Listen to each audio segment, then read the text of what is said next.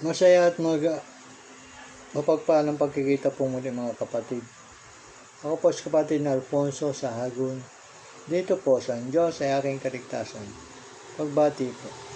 Sumagana nawa sa inyo ang biyaya at kapayapaang hatid ng Diyos amang makapangyarihan sa lahat at ng Panginoong Jesucristo. Tayo po'y manalangin. Diyos amang makapangyarihan sa lahat ang may gawa ng langit at lupa. Manaming lahat. Sa pamamagitan ng pangalan ng Panginoong Jesucristo, ang Hari ng mga Hari, ang Panginoon ng Panginoon, ang Diyos ng mga Diyos, ang Diyos ng kalwalhatian, ang nag-iisang banal, ang maamo at pamalinaming Panginoon, aming dakilang Diyos, naririto po kami muli. O Diyos Ama, sa iyong harapan at paanan, upang hilingin sa iyo na ikaw ay aming makapiling sa pamamagitan ng iyong mga salita na aking binabahagi sa iyong mga nilalang. Amen. Magandang gabi po. Ako po ay broadcasting from Bacoor, Cavite through the courtesy of Facebook. Dito po sa aking episode 30 na may caption po ako ng Apostol Santiago, pakikinig at pagtupad. Ito po ang ating matutunan kay Apostol Santiago po mga kapatid. Chapter 1 verse 5 and 6. Ngunit kung sino man sa inyo ay nagkukulang ng karunungan, humingi siya sa Diyos na nagbibigay ng sagana sa lahat at hindi nanunumbat, at iyon ay bibigay sa kanya. Sa 6 po, ngunit humingi siyang may pananampalataya. Ito po ang aking tinatagubilin sa inyo mga kapatid. Huwag kayong basta hihingi sa Diyos. Kaya sabi ni sa Apostol Santiago, humingi na may pananampalataya. Ano po may pananampalataya? Luwalhatiin po ninyo, purihin ng Diyos, humingi ng tawad sa Kanya, bago po ninyo sabihin ang inyong kahilingan o inyong concern. Ayan po, para maging malakas po ang inyong paghiling at pananalangin. At ihahatid po yan ng ating Diyos, ang ating Panginoon Jesucristo sa Diyos Ama. Dahil wala pong makararating sa Ama kundi sa pamamagitan po ni Kristo. Ayan po ang dapat na gawin mga kapatid. Huwag po kayong basta hihiling. Pero wag naman po kayong gumamit ng mga bagay-bagay na sinasamba ng mga ninyo, ng mga pagano, mga rebolto. Arumal-dumal po yan. Dahil kayo din po ang mapapahamak. Sa verse 6 po, ngunit humingi siya may pananampalataya na walang pag-aalinlangan, sapagkat ang nag-aalinlangan ay katulad ng alon sa dagat na hinihipan at ipinapadpad ng hangin. Ayan po. Buong puso kayo po kayong humiling sa Kanya at kayo Kanyang bibigyan. Ano po? Provided nga po na huwag kayong gagamit ng mga karumal-dumal na pagsamba.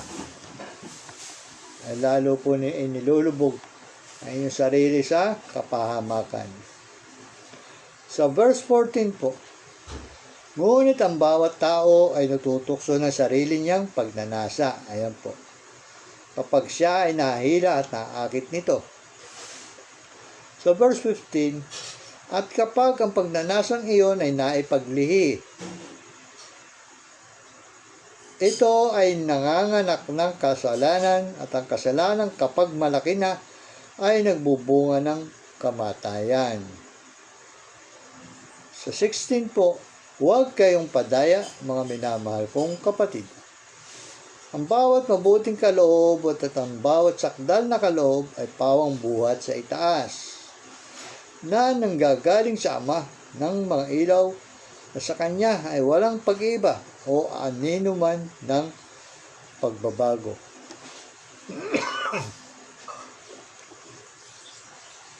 Sa verse 19 po, patuloy po hanggang 27. Chapter 1 pa rin po ng Santiago. Unawain ninyo ito, minamahal kong mga kapatid. Ang bawat tao ay dapat na maging mabilis sa pakikinig, marahan sa pagsasalita, mabagal sa pagkagalit. Sapagkat ang galit ng tao ay hindi gumagawa ng katwiran ng Diyos. 21. Kaya't alisin ninyo ang lahat ng karumihan at ang nalalabing kasamaan at tanggapin ninyo na may kaamuan na salitang itinanim, na may kapangyarihan magliligtas ng inyong mga kaluluwa. Dito po mga kapatid sa verse 21 po.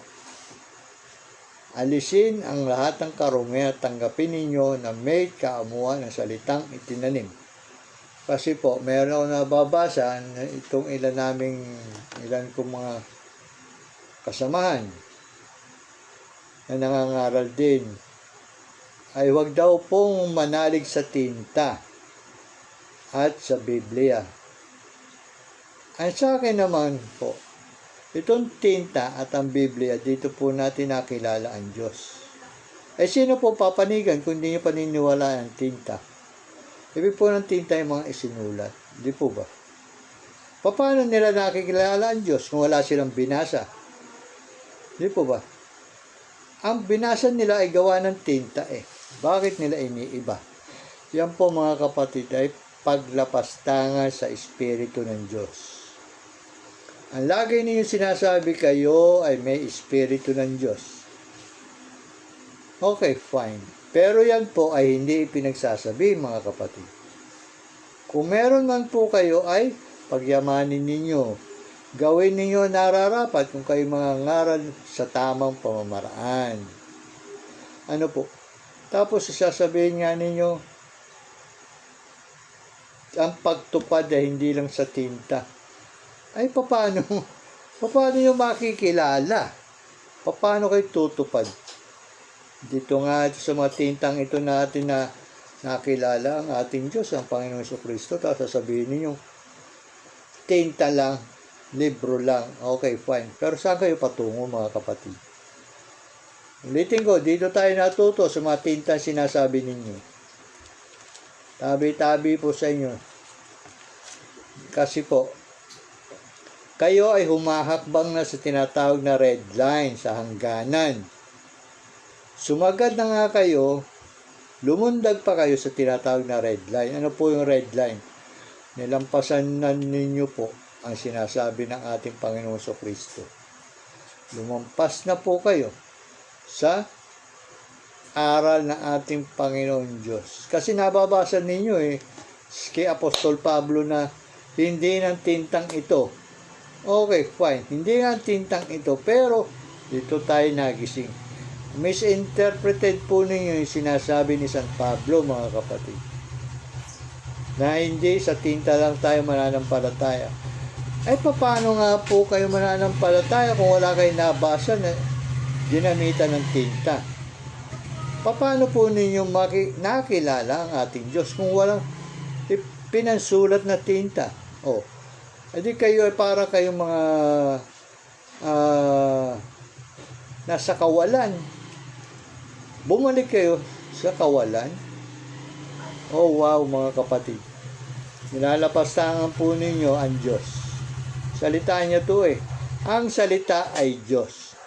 Tandaan po ninyo, tanggapin ninyo. Nasa Juan po yan, chapter 1, verse 1 ni Apostol Juan. Ang salita ay Diyos. Tanggapin ninyo. Kung hindi nyo kayang tanggapin, hindi kayo sa Diyos, kundi kayo ay kay Satanas na nagpapanggap. So verse 22 po, ngunit maging tagatupad kayo ng salita. Ayan po, salita. Ay paano nga po natin malalaman yung salita kung hindi sinulat ng tinta? Hindi po ba? At hindi tagapakinig lamang na dinadaya ninyo ang inyong mga sarili. Ayan, kung papakinggan ninyo na tinatakwil nila ang tinta, dinadaya ninyo yung sarili, mga kapatid. So verse 22 po, 23. Sapagkat kung ang sino man ay tagapakinig ng salita at hindi tagatupad, siya ay katulad ng isang tao na tinitingnan ng kanyang likas na mukha sa salamin. Tagapakinig po ng salita at hindi tagatupad. Tinitingnan niya lang daw kanyang sarili sa salamin. Verse 24, sapagkat minamasdan niya ang kanyang sarili at umaalis, at agad niya nalilimutan kung ano ang kanyang katulad. 25 po, ngunit ang tumitingin sa sakdal na kautusan, ang kautusan ng kalayaan at nananatili na hindi tagapakinig na malilimutin, kundi tagatupad na gumagawa, siya ay pagpapalain sa kanyang gawain. Ayan po. Tutupad po kayo sa kautusan, may pagpapala po kayo, aanihin galing sa Diyos.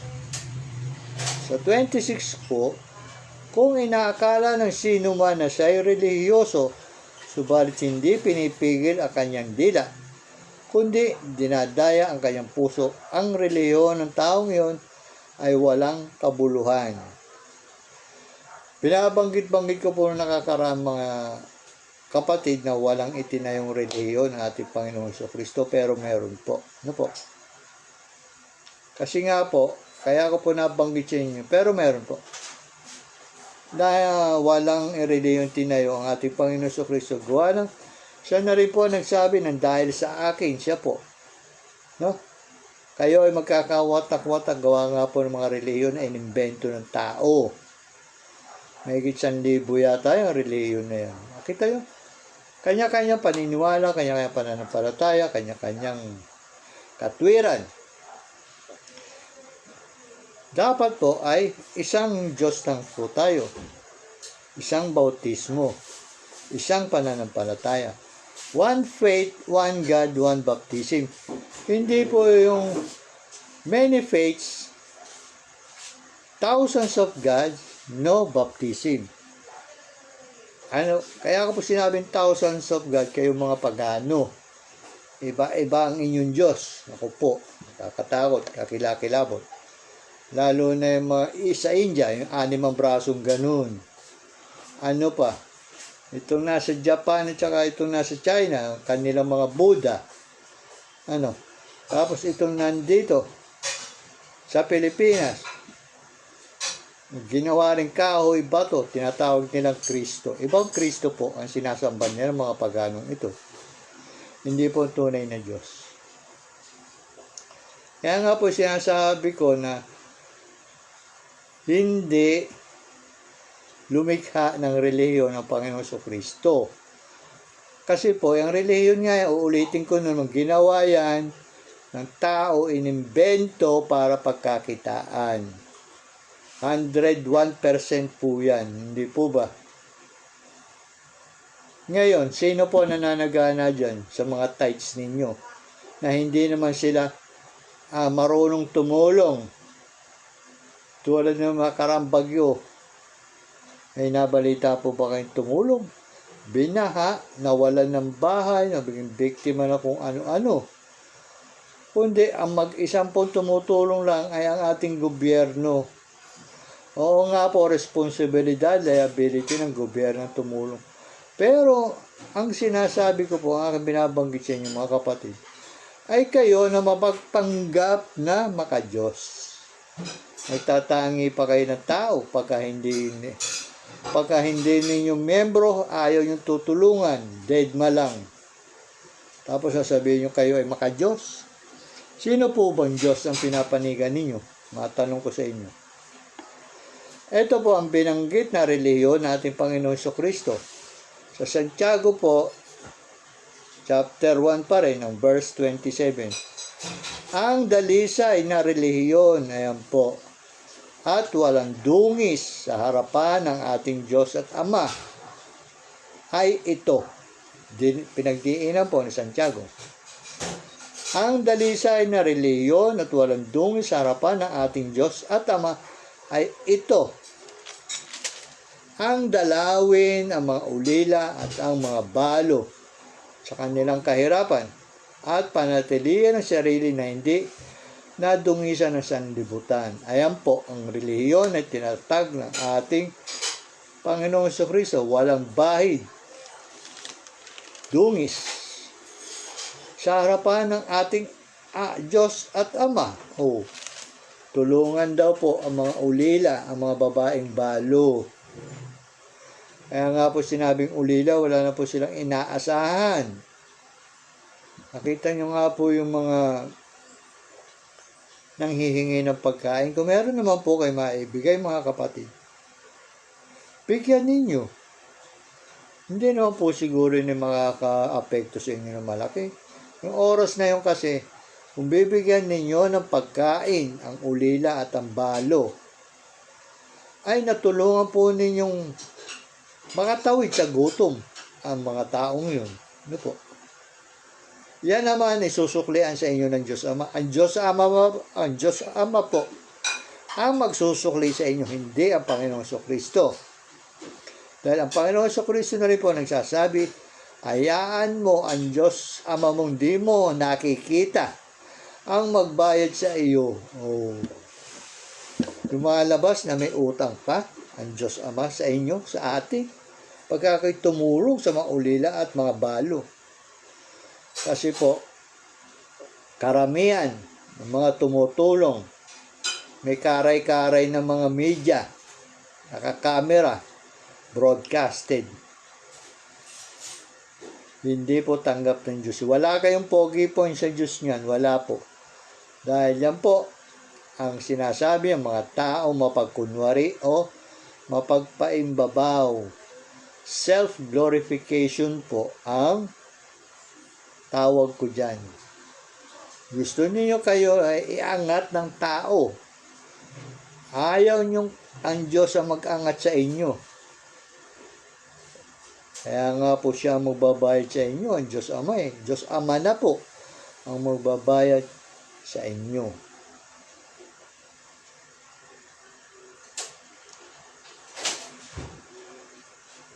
Ito nga po isasabi kong nagtatangi. Sa chapter po ng Santiago pa rin tayo.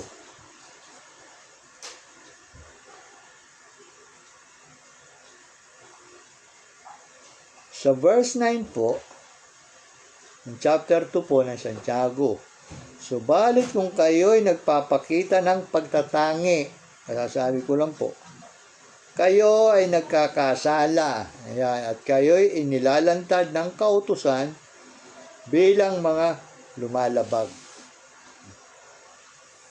Sinabi po ang tahasan dito ni Santiago, nagkakasala kayo kung kayo ay nagtatangi ng tao. Kasi ang karamihan po ng tumutulong, gusto nila may balik Huwag po kayo umasa ng balik. At hindi nyo po ba napapansin? Pagka nandito po sa lupa, nangangaral ang ating Diyos, ang ating Panginoon Jesucristo, nagpapagaling, matapos niyang pagalingin yung tao o mga tao, sinasabihan niyang, huwag mong ipagsabi. Po? Meaning na, pagka kasi po, pagpapagaling niya, di ba po, isang uri ng pagtulong yun. Huwag mo raw ipagsabi. Noon, nagtataka ako, sabi ko, Diyos siya, bakit ayaw niyang ipagsabi mga gawa niya? Yun lang po. Huwag kang aasa ng balik. Hayaan mong ang tao magkaroon ng utang na loob sa iyo. At ang magbabayad nga po ang Diyos Ama. Kaya nga utang na loob. Unawain po ninyo salita nating utang na loob o sa English debt of honor. Ang Diyos Ama nga po ang magbabayad sa inyo. Sa verse 10 po ng chapter 2, sapagkat sino mang tumutupad ng buong kautusan, subalit lumalabag sa isa, ay nagkakasala sa lahat. Bigat po, no? Pero yan po ang pinag-uutos ng Diyos. Sa verse 14 po,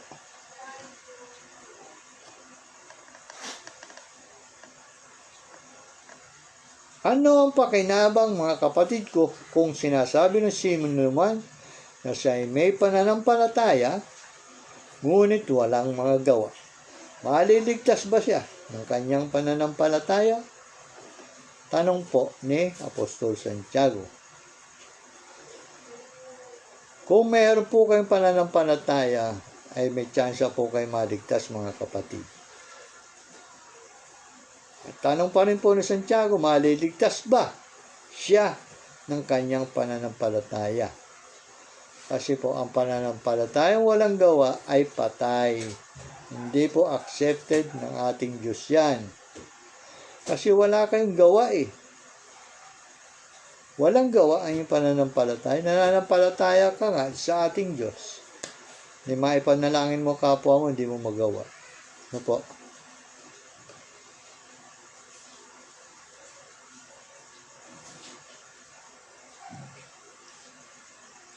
Sa verse 15 po, kung ang isang kapatid na lalaki o babae namumuhay na hubad at kinukulang sa pagkain sa araw-araw, at ang isa sa inyo ay magsabi sa kanila, pumayo kayong payapa, magpainit kayo at magpakabusog.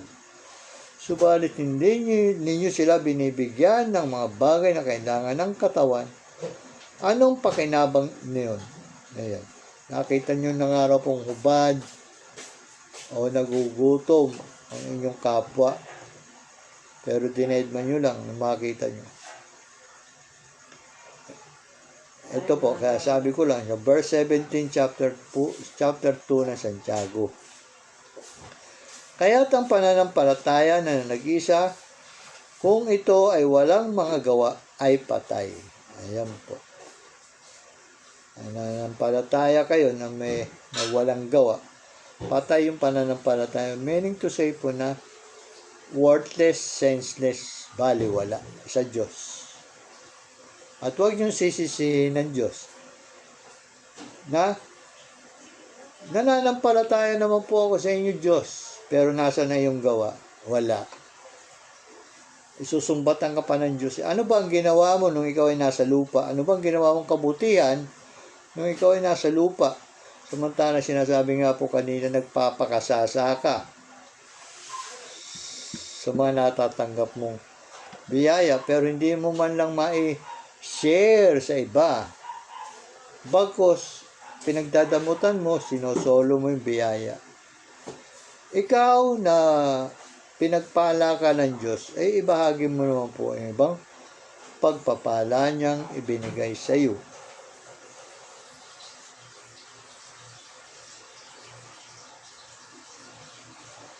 Sa verse 18 po, chapter 2,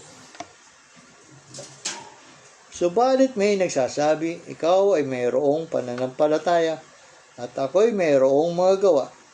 Ipakita mo sa akin ang iyong pananampalatayang walang mga gawa at ipapakita ko sa pamamagitan ng aking mga gawa ang aking pananampalataya. Kaya sabi ko lang po, pananampalatayang walang gawa ay patay.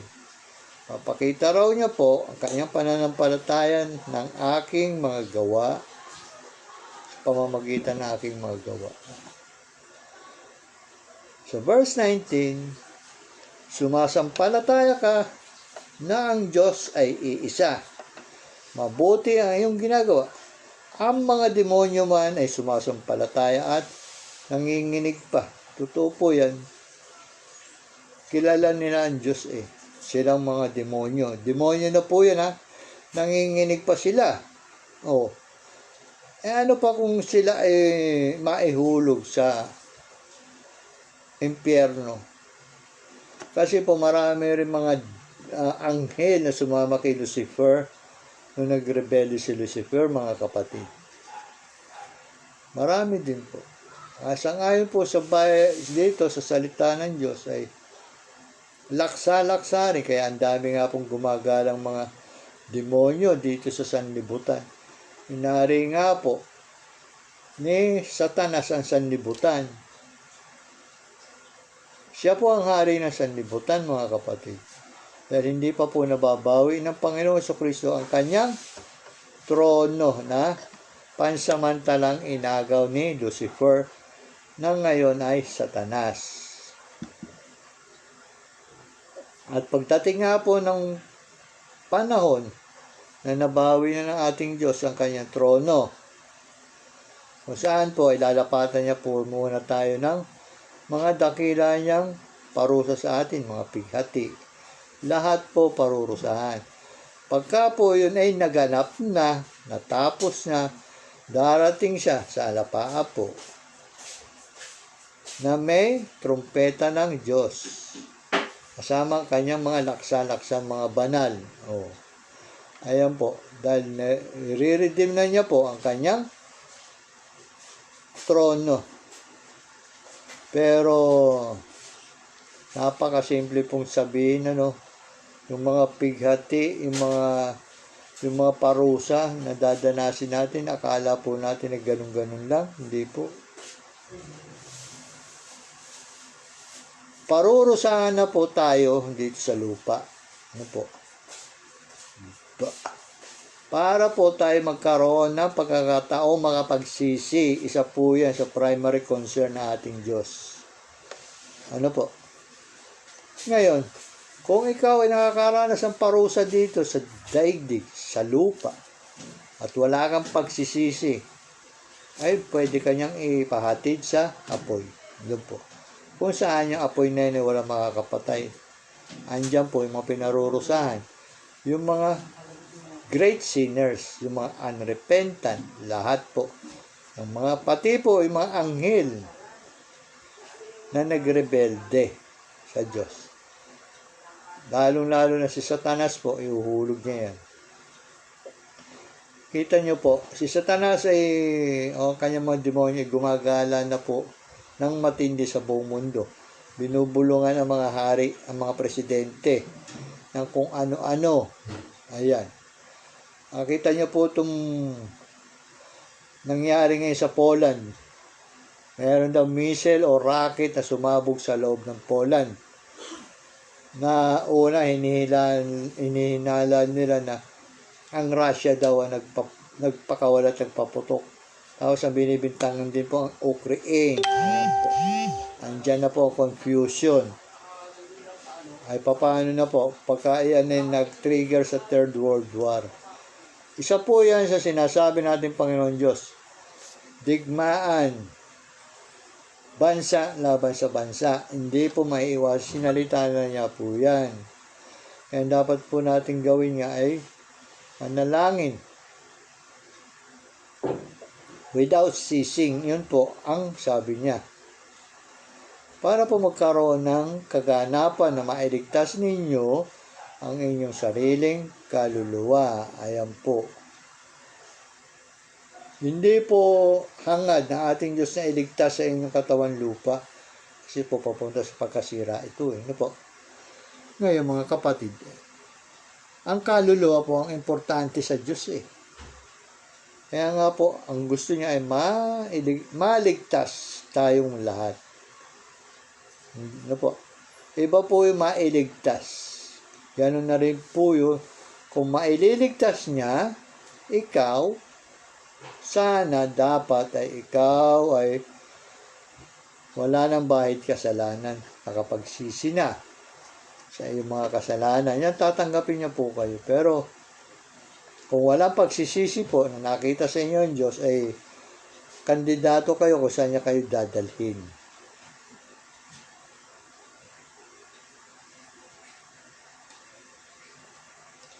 So, verse 20 po ng chapter 2 pa rin, na Santiago. Subalit nais mo bang malaman o taong hangal? Ayan po, tinawag na tayong hangal ng Diyos. Na ang pananampalataya na walang magagawa ay baog. Ano po yung baog? Ay wala nga po kayo makukuha ang biyaya. Sinabihan mo na po tayo ng Diyos. Subalit nais mo bang malaman o taong hangal? Ano po yung hangal? Nagdudunong-dunungan no? Hindi ba ang ating amang si Abraham ay inaring ganap sa pamamagitan ng mga gawa ng kanyang inihandog si Isaac na kanyang anak sa ibabaw ng dambana? Ayan po, dyan po kasi sinukat o tinesting ng Diyos ang pananampalataya ni Abraham. So, verse 23 po, nakikita mo na ang pananampalataya ay gumagawang kalakip ng kanyang mga gawa at ang pananampalataya ay naging ganap sa pamamagitan ng mga gawa. Paggawa pa rin po mga kapatid kung kami pananampalataya. So 23, kaya't natupad ang kasulatan na nagsasabi, si Abraham ay sumampalataya sa Diyos at iyo'y ibinilang sa kanya na katwiran at siya'y tinawag na kaibigan ng Diyos. Kisara po, deklarado ng Diyos na ikaw ay si Amang Abraham ay kaibigan. Ano pa, kung ikaw po ay ariin ng Diyos na kaibigan, ano po?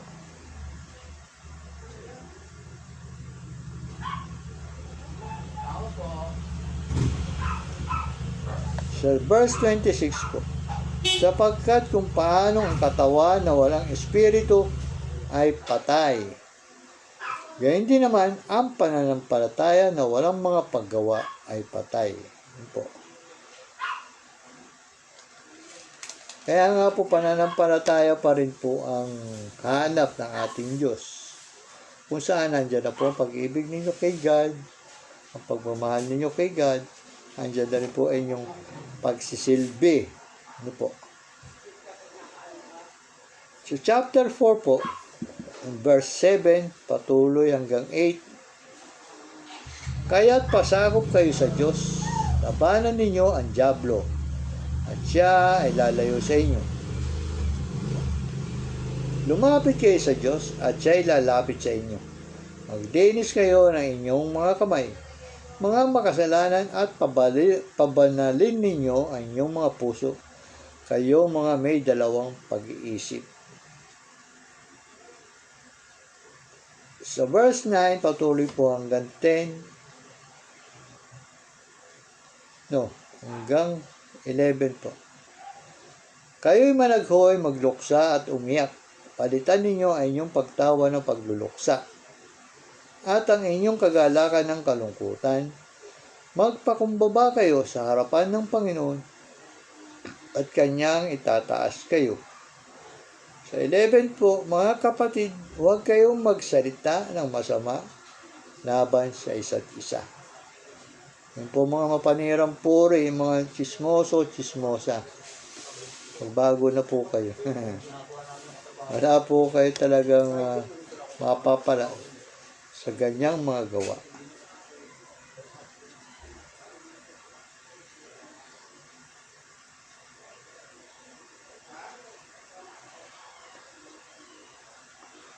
Sa verse 8 po ng chapter 5 ng Santiago pa rin, maging matyaga rin kayo. Patatagin ninyo ang inyong mga puso sapagkat ang pagdating ng Panginoon ay malapit na. Sa verse 12 po, ngunit higit sa lahat, mga kapatid ko, huwag ninyong ipanumpa ang langit o ang lupa o ang anumang ibang panunumpa, kundi ang inyong oo ay maging oo at ang inyong hindi ay maging hindi, upang kayo huwag mahulog sa ilalim ng kahatulan. Akin din pong pinabanggit-banggit ito mga kapatid. Huwag kayo manunumpa para mapaniwala nyo na yung kausap ninyo. Oo kung oo, hindi kung hindi. Kung ayaw nyo maniwala sa sinabi mo na yun, hanggang doon na lang po. Huwag nyo ipanumpa ang langit sapagkat yon ang kanyang tirahan. Huwag nyo ipanumpa ang lupa sapagkat ito ay kanyang tungtungan. Huwag nyo gagamitin ang kanyang pangalan sa mga walang kabuluhang bagay tulad ng ginagawa ninyong expression, "Oh Diyos ko, oh my God." Wala pong kapatawaran yan. Hindi niya inaaring walang kasalanan ang bumanggit ang kanyang pangalan sa mga walang kabuluhan. Ginagamit po ang kanyang pangalan saan? Paghingi ng tawad sa kanya, paghingi ng tulong, paghingi ng biyaya, paghingi ng pagmamahal, pag-ibig, pagpupuri, pagluluwalhati. ayan po, pwede niyong gamitin ang kanyang pangalan. Pero nga po, sa mga walang kabuluhan, bawal po. Sa pananalangin, syempre, gagamitin niyo, babanggitin yung kanyang pangalan. Pupurihin ninyo muna siya, luluwalatiin ninyo siya, and then magsisi kayo, at doon kayo manalangin na inyong concern. Provided nga po na huwag kayong luluhod sa harapan ng rebulto. Ayan po.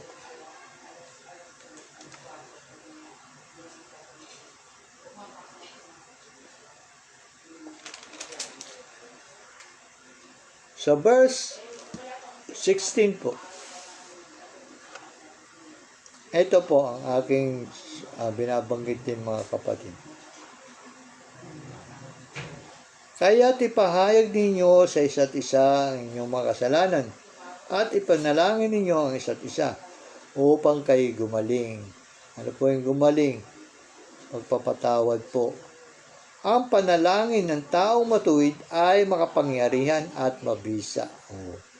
Narinig po ninyo yung mga kapatid nyo po. Mapakabisa po. Panalangin ng taong matuwid.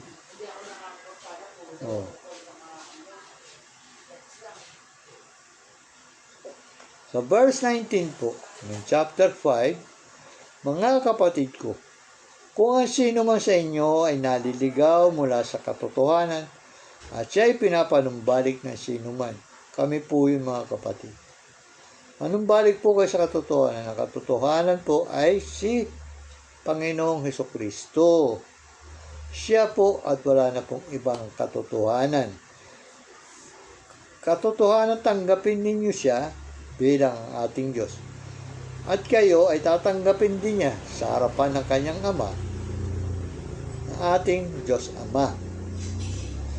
Sa verse 20, dapat niyang malaman na nagpapanumbalik sa isang makasalanan mula sa pagkaligaw sa kanyang landas ay magliligtas ng kaluluwa mula sa kamatayan at magtatakip ng napakaraming kasalanan.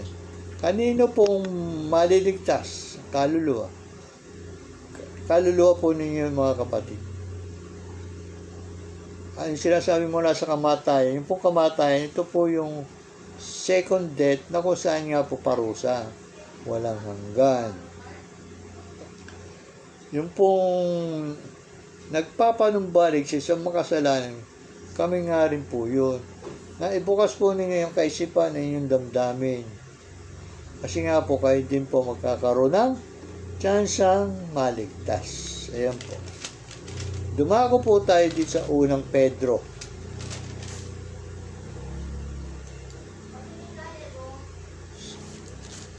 Sa chapter 1 po, verse 7. Sa unang Pedro po. Upang kadalisayan ng inyong pananampalataya pa rin po, na mas mahalaga kaysa gintong nasisira.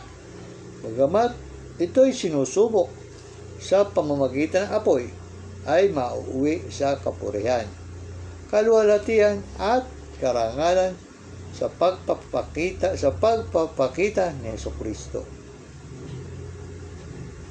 Verse 8 po patuloy hanggang 9. Hindi ninyo siya nakita, gayon may inyong iniibig. Bagamat ngayon ay hindi ninyo siya nakikita, gayon may inyong sinasampalatayan. At kayo'y nagagalak na may galak na hindi maipaliwanag at puspos ng kaluwalhatian. Sa 9 po, na inyong tinatanggap ang bunga ng inyong pananampalataya. Ano po itong bunga ng inyong pananampalataya? Ang kaligtasan ng inyong mga kaluluwa. Sabi ko na rin po earlier, kaya nga po kayo may pananampalataya, maliligtas po ang inyong kaluluwa. Provided nga po na wala na kayong gagawin iba pa, kundi puro kabutihan.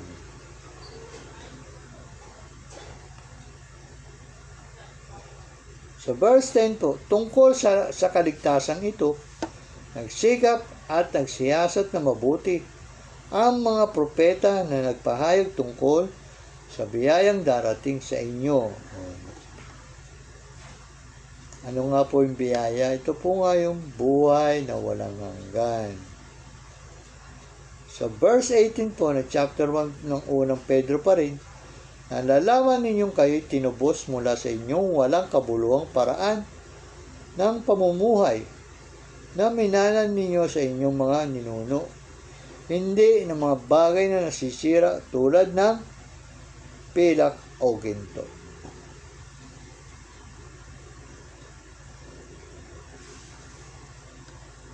Sa verse 22 po, ngayong nilinis na ninyo ang inyong mga kaluluwa sa pamamagitan ng inyong pagsunod sa katotohanan, kaya't kayo ay may tunay na pag-ibig sa isa't isa, mag-ibigan sa isa't isa ng buong alab mula sa dilisay na puso. Ipinanganak na kayong muli. Ibig po sabihin na bago na po kayo mga kapatid. Hindi ng binhing nasisira, kundi ng walang kasiraan sa pamamagitan ng buhay at nananatiling salita ng Diyos. Sapagkat, sa verse 24, ang lahat ng laman ay gaya ng damo, at ang lahat ng kalwalatian nito ay gaya ng bulaklak ng damo. Ang damo'y natutuyo, at ang bulaklak ay nalalanta. Subalit ang salita ng Panginoon ay nananatili magpakailanman. Ang salitang ito ay ang magandang balita na ipinangaral sa inyo. Magandang gabi po, kapatid na Ariel Okumas. Welcome po sa ang Diyos ay aking kaligtasan. Welcome po ang buong Saudi Arabia. God bless po sa inyo.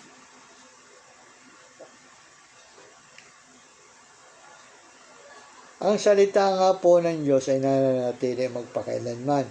Dahil ang deklarasyon nga niya po, mawawala ang langit at ang lupa, pero ang kanyang salita ay hindi mababago, andyan talaga. Ano po? Huwag niyo sabihin pagka tayo nilapatan na ng parusa na ating Diyos, sasabihin niyo, huwag niyo naman po sanang gawin. Spoken na nga po. And the best thing na ating pong magagawa mga kapatid ay ang pagsisisi po. Bautismo, paggawa ng kabutihan. Yung pong relihiyon niya na itinatag sa chapter 1 verse 27 po ng Santiago, nandiyan po ang tulungan ang mga ulila at ang mga babaeng balo. Ayan po ay tinayong relihiyon ng ating Panginoon Kristo, hindi katulad ng kung ano-ano mga relihiyon na naglipa na. Kung saan nga, iba-iba nga po pananampalataya, iba-ibang paniniwala. Dapat po tayo ay one faith, one God, one baptism. Yan po ang gusto ng Diyos. At doon po nagpabautismo ang ating Panginoon Kristo.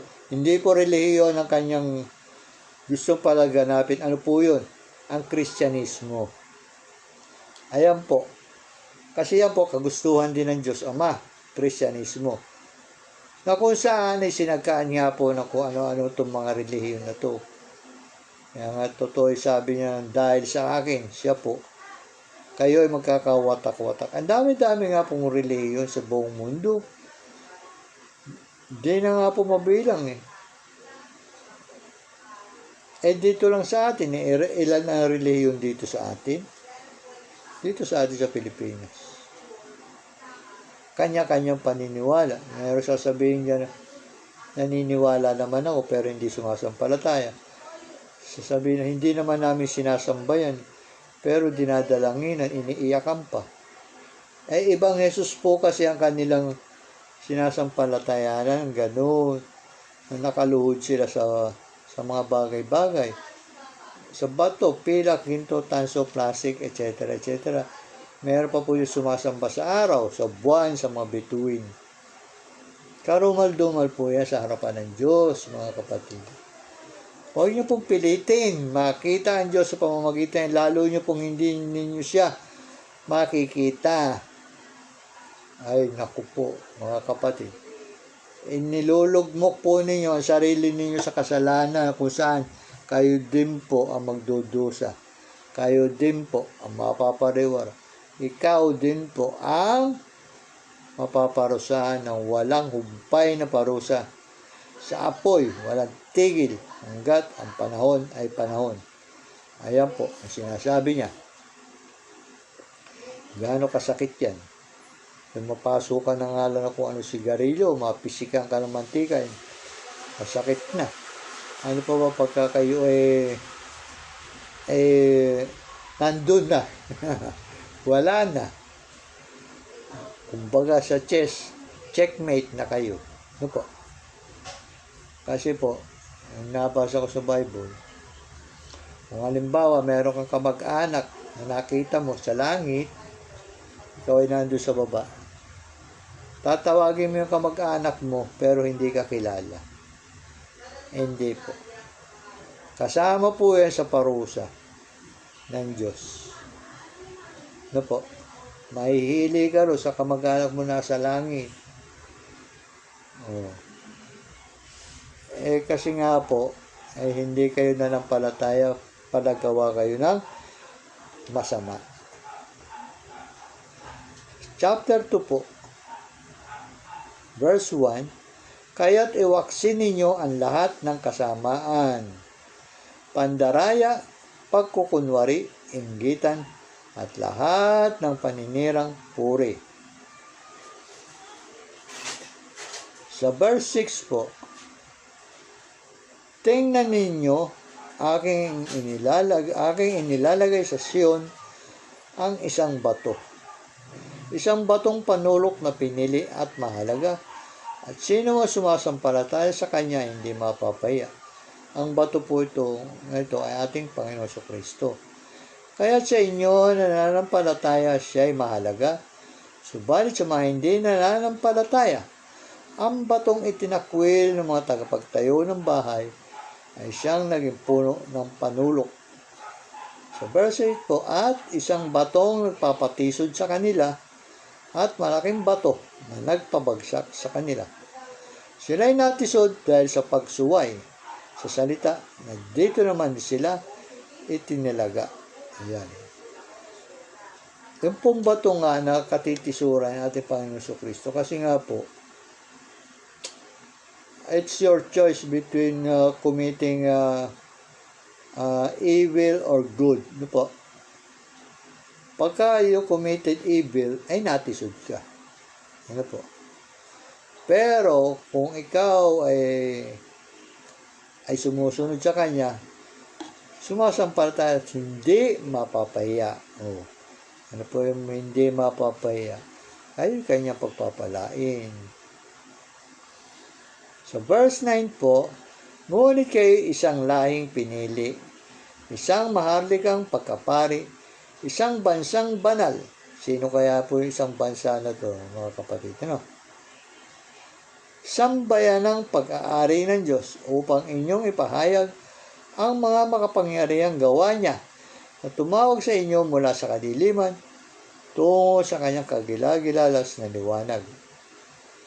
So, verse 10, noon hindi kayo bayan, ngunit ngayon bayan kayo ng Diyos. Noon ay hindi kayo tumanggap ng habag, ngunit ngayon tumanggap kayo ng habag. Ay napakasarap po. Kahabagan nawa po tayo na ating Panginoong Kristo, ang bansang Pilipinas. Naniniwala po ako na itong, para sa akin po, na itong ating bansa ang bagong Jerusalem, na kung saan ay dito siya bababa. Ayun po ang aking pansariling opinion po, Bakit po? Kasi po, karamihan ng kayamanan niya dito niya itinago sa atin. Waiting to be discovered lang po.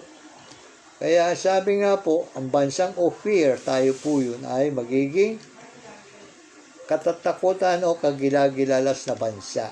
Ayan po. Kung saan nga po tayo ay titingalain ng lahat ng bansa. Pero marami pa pong proseso ang ating Diyos bago natin makamit yan. At ito po, pasarili ko pa rin pananaw. Ano po? Itong ating bandila. Hindi po ba't yan may tatlong bituin. Ayan po, sinisimbolo natin na Luzon, Visayas, Mindanao. Darating po ang araw na magiging tatlo ang presidente natin. Ewan ko lang aabutin pa natin. Presidente ng Luzon, Visayas, Mindanao. Tatlong hari kung tawagin. O tatlong matatalinong tao. Totoo po yan. Para sa akin, no? At ang araw, yung po ang sumisimbolo ng Diyos. Naliliwanagan niya yung tatlong bituin. Araw po. At yung kanyang, yung 8 rays of the sun, para din po sa aking pananaw, yun yung kanyang mga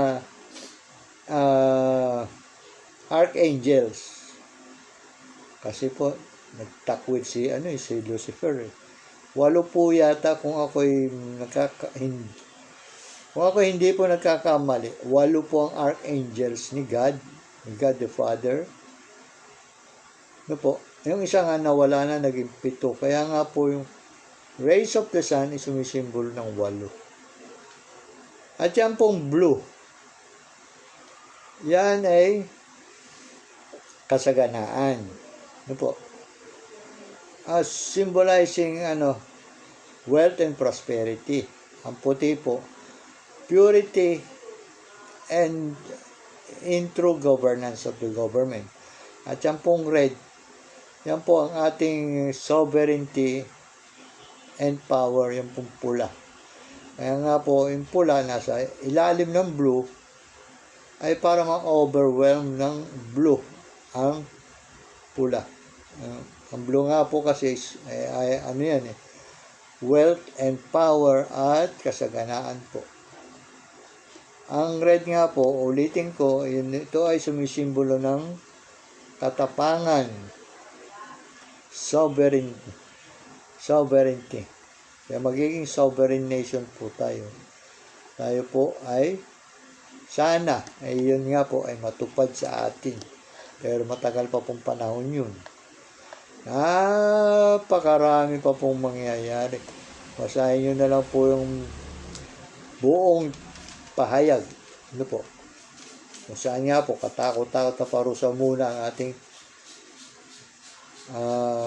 dadanasin. Kaya nga po, kung gusto ninyong baguhin ng Diyos ang kanyang mga salita, kaya kanina sinabi ko sa kanya, sinalita niya, hindi mababago. Pero siya lang po siyempre ay may kapangyarihang baguhin. Ano po? Kung tayong lahat ay magbabalik loob sa Kanya. Kasi po, kung tayo pong lahat ay magbabalik loob sa Kanya, siyempre po, wala nang parurusahan bakit pa tayo parurusahan kung tayo nagbalik loob na sa Kanya? Hindi po ba? Pero dapat nga po itong si Satanas ay maalis niya. Pero kahit po andyan si Satanas, kung nga tayo magbabalik loob, bakit si Satanas na lang po parusahan niya? Wala na po mahulog sa apoy. Pero sa akin pong palagay, ay mahirap po mangyari. Ang dami po napakasamang tao na ngayon.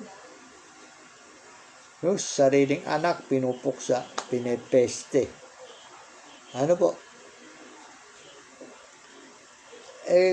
Kaya nga nasabi ko kanina mga kapatid, ang mga demonyo po gumagala na ng mahigpit. Lalo-lalo na dito sa mga hari ng bansa. Mga presidente, binubulungan. Tulad nga, hindi pa may nangyari ng pambobomba sa Poland. Ayan na. Pagka yan po pumotok into full World War III, 27-year po yan. 27-year war. After that 27 years ay nuclear war. Kung saan sinalita din po ng Diyos yan na susunugin ko ang buong kalupaan, ang buong lupa. Ayan. Sa dami po na naka-stockpile ng mga nuclear sa iba-ibang parte ng bansa. sadya nga po matutupok ang buong mundo. Kung inyo pong iisipin, talagang kakilakilabot, hindi po ba? In addition po, during the course of the war, andyan yung drought. Siyempre, andyan taggutom kasi may gera eh. Hindi po ba? Andyan yung sakit. Andyan yung anarchy. Basta lahat na po ng kaguluhan mapupunta sa ay mararanasan po ng tao. Dito po sa chapter 4 ng unang Pedro pa rin po, verse 3, sapat na nakarang panahon sa paggawa ninyo ng mga gustong gawin. Ayan po. Sapat na raw ang panahon ng mga hentil na namumuhay sa kahalayan, masasamang pita, paglalasing, kalayawan, pag-iinuman, at sa kasuklam-suklam na pagsamba sa mga Diyos-Diyosan. Ano po itong sabi ng Panginoon sa Kristo kay Pedro? Sapat na nakarahang panahon. Diyan kasunod na po nito ay paglalapat na kanyang parusa sa atin. Nagbanta na po ang Diyos. Sapat na nakarahang panahon sa paggawa ninyo ng mga gustong gawin. Kaya gawin na ninyo gusto nyo gawin. Bahala kayo. Kung gusto gumawa ng kasamaan. Pero ito po ay madiin po na pagbabanta o pahiwatig ng ating Diyos. Mararamdaman na po nyo ang kanyang galit. Pero ganun pa man, nag-iintay pa rin po siya na tayo magbalik loob sa Kanya. Ulitin po yung verse 3, chapter 4 ng unang Pedro. Sapat na nakaraang panahon sa paggawa ninyo, tayo lahat yun, ng mga gustong gawin ng mga hentil na namumuhay sa kahalayan, masasamang pita, paglalasing, kalayawan, pag-iinuman, at sa kasuklam-suklam na pagsamba sa mga Diyos-Diyosan. In addition po sa mga Diyos-Diyosan, yung po pagpapatato, iwasan na po ninyo yan. Sinasaktan ninyo, dinudumihan yung katawan. Katawan po natin, hiram lang po natin to. Huwag nyo arayin nyo. Ang lahat po dito sa daigdig, kanya lahat. Wala po tayong pag-aari. Wala. Kahit alikabok, hindi po tayo pwedeng mag-angkin. Kanya lahat. Tandaan ninyo, katulad yung sinasabi niyo, huwag mo akong i-educate, katawan ko to. Nagkakamali ka dyan, kapatid. Hindi mo katawan yan, hiram mo lang yan. Mahalin mo.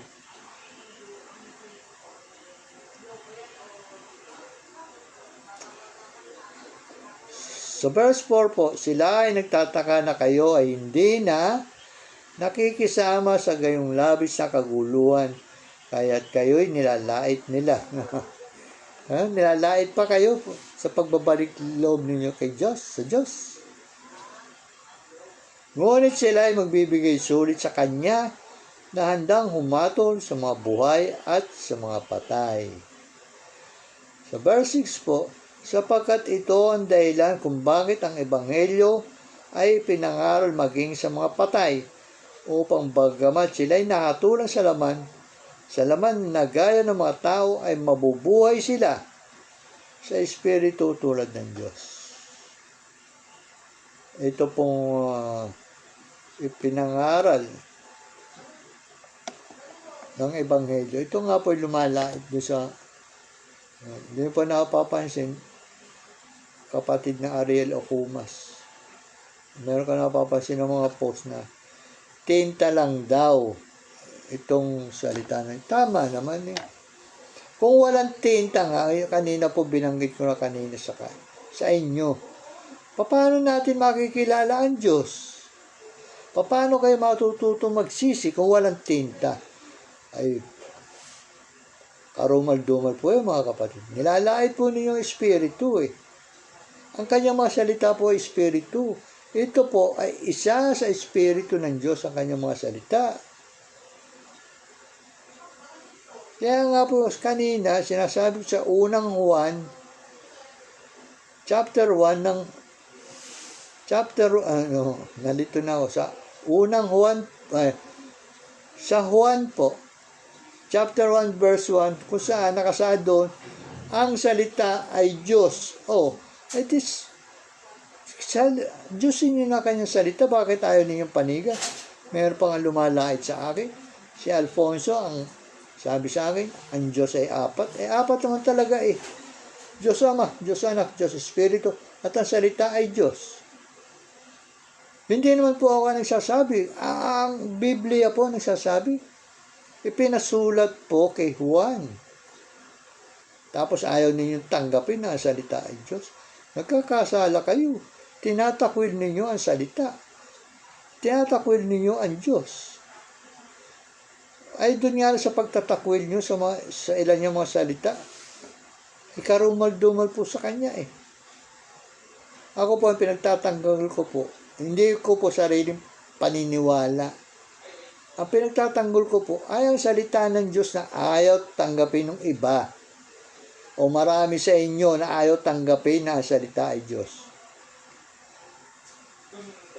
You cross the red line. Kanina po binanggit ko na. Ibig sabihin, you cross the red line, nilampasan nyo na ang Diyos sa kanyang mga salita. Ayaw nyo siyang tanggapin. Do not underestimate God by crossing the red line. Huwag nyong hihigitan. Tao lang po tayo, mga kapatid.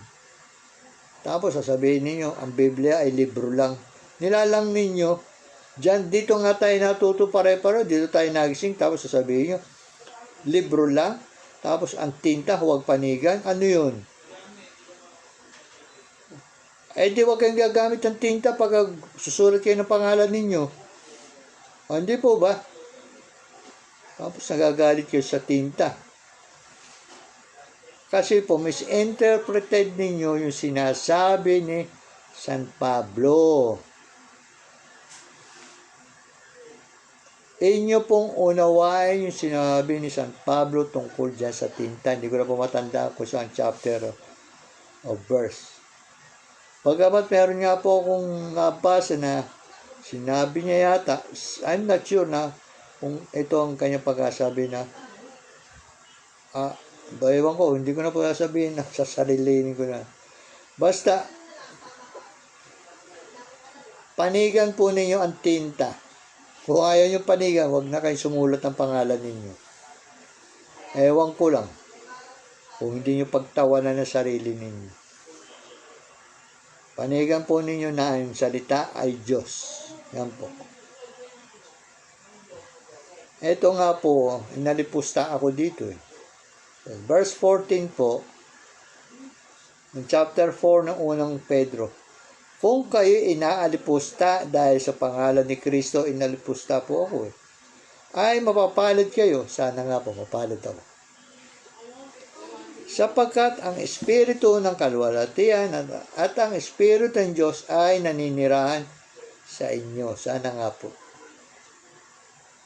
Inalipusta ako Sabi nga sa si Alfonso, apat ang Diyos. Ayaw yung panigan yung pang-apat, so be it. Bahala kayo. Po. Kaya nga po, mapapalad kayo. Siguro, sana po, kasama ako dun. Kaya palad ko talaga. Napakaswerte ko po. Hindi po ba?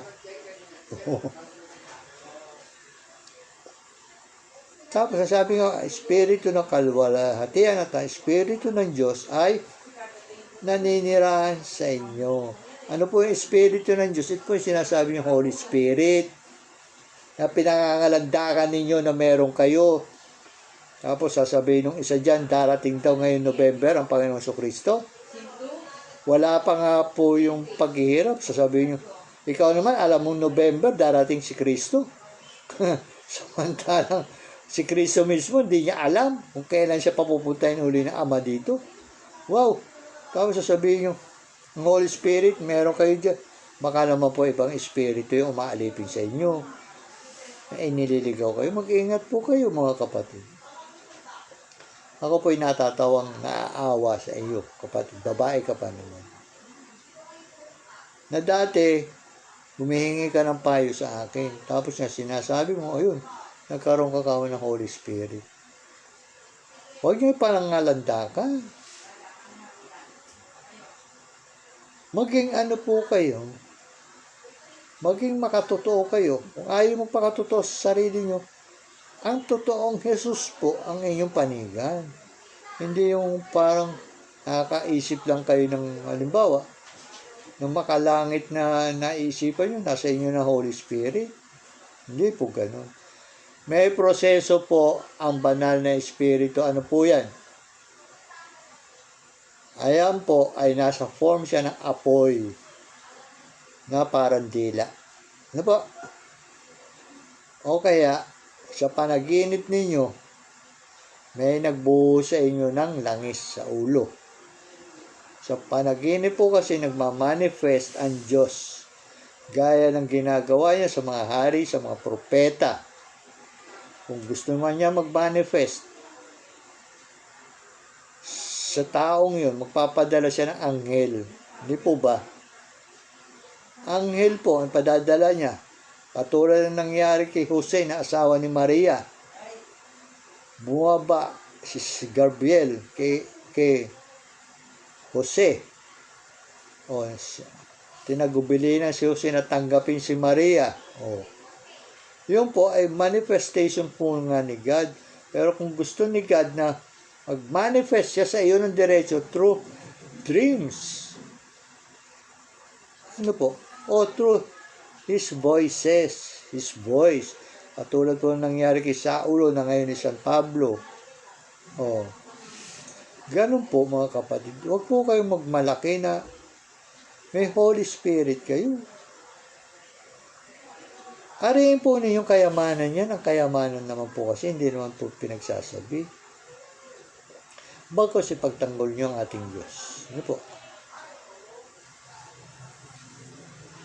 Paano nga po kung kayo ay sasabihin ninyo na ganyan lagi, kada post ninyo sa Facebook, ay may nakita akong ganito, ganun, sabi ni Holy Spirit. That is very wrong mga kapatid. Parang pinpointed nyo na agad. Ang galing naman ninyo. Kayo po ay nilalait ko yung inyong sinasabing Holy Spirit sa inyo.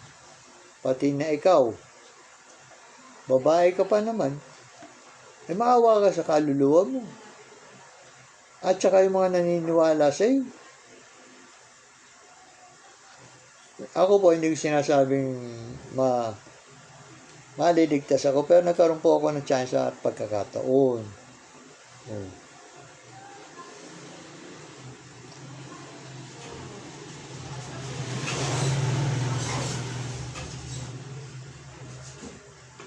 Ito po, sinasabi din ng ating Panginoon. Sa verse 17 po ng chapter 4. Sapagkat ito'y panahon upang simulan ang paghukom sa sambahayan ng Diyos. At kung magsimula sa atin, ano kaya ang wakas ng mga hindi sumusunod sa Ebanghelyo ng Diyos? At kung ang matuwid ay bagyan ng makaligtas, ano kaya ang mangyayari sa masasama o makasalanan? Ano po itong mga matuwid?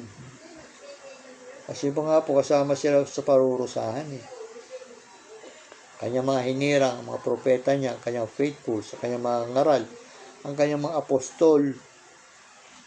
Ano po? Yun po yung mga matuwid na sinasabi ni Pedro. Bahagya ng makaligtas. Ano raw pa kaya yung mga masasama na hindi nakakita ng pagsisisi ng Diyos? Mahulaan na po ninyo kung saan sila ihahatid na po. Sa chapter 5 po,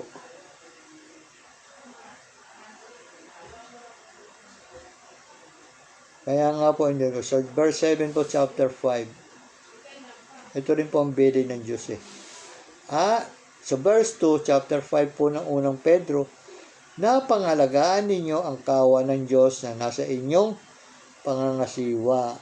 Ano po ito? ito po, kung may mga naniniwala sa inyo, pangalagaan ninyo. Na maglingkod bilang tagapangasiwa, hindi sa pilitan kundi bukal sa loob, ayon sa kalooban ng Diyos. Hindi dahil sa mahalay ng pakinabang kundi naisigasig.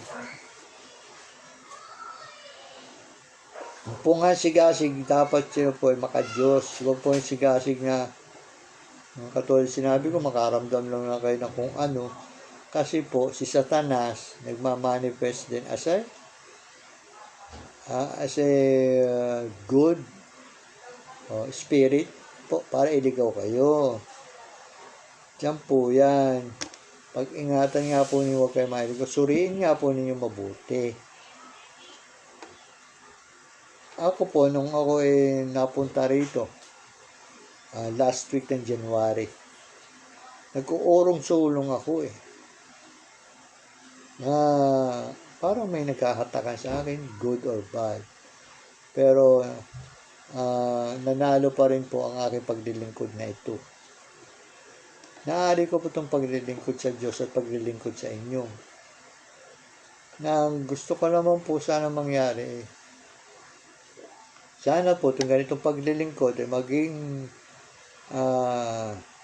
kasangkapan ko para mahugasan ang aking mga kasalanan. Ano po? Yun po ang aking pakay.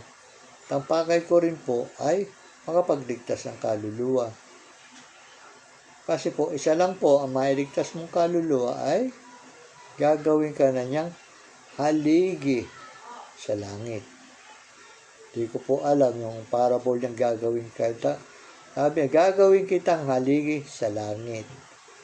Di ko po alam yung parable niyang haligi. Ano po? Hindi naman siguro literal na haligi. Maaaring ikaw maging sandigan, basta ganun po. Tatanong naman po ako sa kanya, wala pa naman po akong natatanggap.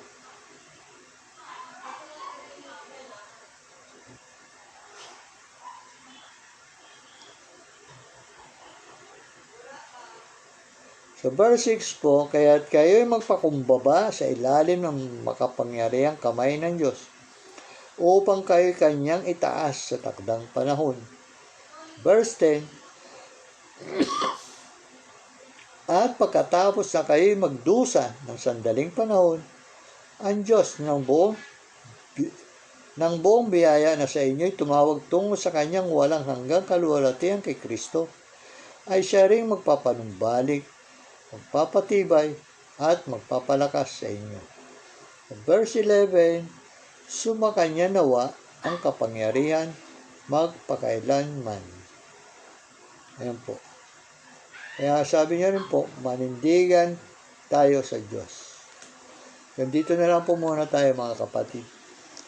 Sana po ako nakapagbigay sa inyo ng mga salita na inyong magiging gabay. Sana, kung tatanggapin po ninyo, kasi ang aking po karamihan na binanggit sa inyo galing po sa kanyang mga salita. Ano po? Tayo po'y manalangin. Diyos ang mga makapangyarihan sa lahat ang may gawa ng langit at lupa. Manaming lahat. Sa pamamagitan ng pangalan ng Panginoong Jesucristo, ang hari ng mga hari, ang Panginoon mga Panginoon, ang Diyos ng mga Diyos, ang Diyos ng kaluwalhatian, ang nag-iisang banal, ang maamo at mahabagin naming Panginoon, ang dakila naming Diyos. Salamat po, O Diyos Ama. Kami ay iyong sinamahan at ginabayan sa mga sandaling ito na aming pinagsaluhan na iyong mga banal na salita. At nawa po, mapahiram mo kami ng iyong katalinuhan at buksan mo ang aming kaisipan at kalooban upang maganap namin ang iyong mga salita na aking binabahagi sa iyong mga nilalang. Amen. Ama namin, nasa langit ka, sambahin nawa ang pangalan mo, mapasa amin nawa ang kaharian mo, sundin nawa ang kalooban mo, dito sa lupa, gaya na sa langit. Bigyan mo kami ngayon ng aming pagkain sa araw-araw, patawarin sa aming mga utang, gaya ng nagpapatawad sa nagkakautang sa amin. Huwag mo kaming dalhin sa tukso, at ilayo mo po kami sa masama. Marapat na ikaw ay aming ibigin at mahalin, O Diyos, gaya ng pag-ibig at pagmamahal na inilalaan mo sa amin. Marapat na ikaw ay luwalhati, papurihan, pasalamatan, O Diyos. Bagamat kami po ay mga makasalanan, ikaw pa rin po, nag-iisa namin makapangyarihan Diyos, na nabubuhay magpakailang-kailang paman. Amen. Hanggang sa muli po mga kapatid, God bless po sa inyo, pagpapala at biyaya galing sa Amang makapangyarihan sa lahat at sa Panginoong Kristo. Amen.